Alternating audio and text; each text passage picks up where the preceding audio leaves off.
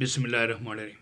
تو کراچی میں army chief general Asim Munir نے بزنس مینوں سے خطاب کرتے ہوئے کہا کہ ملک کا ہر فرد جو ہے وہ ایک سپاہی ہے، وہ کوئی وردی میں ہو یا سویلین کپڑوں میں۔ تو اس میں جنرل صاحب کوئی شک نہیں ہے کہ میرے سمیت 25 کروڑ عوام اپنی دھرتی ماں کی جنگ لڑنے کے لیے تیار کھڑے، لیکن ہمیں تو بتایا گیا ہے کہ ہم پر تو 5th جنریشن وارفیئر جو ہے وہ مسلط کر دی گئی ہے۔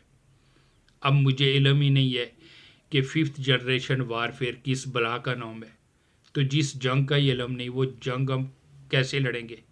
لیکن اس 5th جنریشن وارفیئر کے نام سے لگتا ہے کہ اس کا تعلق جو ہے وہ عقل اور دانش سے ہے، لیکن بدقسمتی سے ہم 74 برس سے پیدا کر رہے ہیں گدھے، لیکن ان سے توقع کہ وہ عقل اور دانش کی جو ہے وہ جنگ لڑیں، تو یہ بھی تو ہم سے زیادتی ہے۔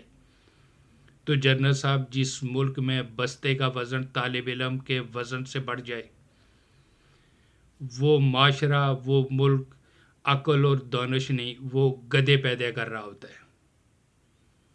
جس ملک میں ایک دن کی پریڈ کا بجٹ جو ہے، جو 23 مارچ کو ہم پریڈ کرتے ہیں، اس کا بجٹ جو ہے وہ 25 کروڑ عوام کے لیے، جو سال بھر کے لیے جو تعلیم کا جو بجٹ مختص کیا جاتا ہے اس سے بڑھ جائے، وہاں عقل اور دانش جو ہے وہ کیسے جنم پائے گی؟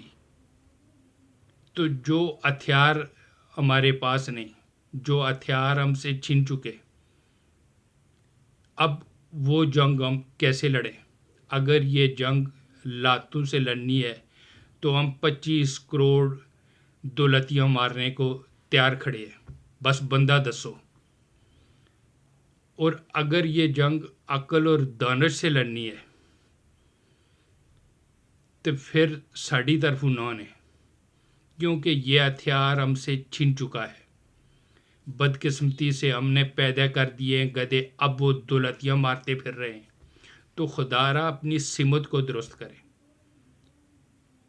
جب تک ہم عقل اور شعور اور دانش جو بجائے جو ہے گدھے پیدا کرنے کی جو یہ انڈسٹری ہے، اس کو بند نہیں کریں گے، ہم یہ جنگ نہیں لڑ پائیں گے۔ خدا را اس سمت کو درست کرے۔